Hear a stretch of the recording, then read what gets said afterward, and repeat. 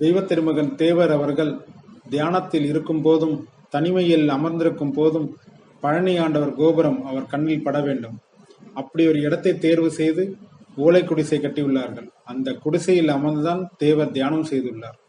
அதே போல் பழனியில் இரவில் தங்க நேர்ந்தால் மலைமேல் கோவில் பிரகாரத்தில் தங்குவார். சட்டை அணியாமல் எதுவும் விரிக்காமல் வெறும் தரையில்தான் படுப்பார். ஒரு முறை தேவரிடம் கேட்டதற்கு, பக்த கோடிகள் பாத தூசிப்பட்ட இடம் இது, அது நம் உடம்பெல்லாம் படுவதற்கு நாம் புண்ணியம் செய்திருக்க வேண்டும் என கூறியுள்ளார். விடியற்காலை 4 மணிக்கே எழுந்து குளித்துவிட்டு துணிகளை மாற்றிவிட்டு கோவில் நடை திறந்ததும் முதல் ஆளாக முருகன் சன்னதியில் போய் நின்று மனமுருங்கி வழிபடுவார். சத்தமாக அவர் சன்னதியில் பாடுவார். சாஷ்டாங்கமாக விழுந்து வணங்குவார்.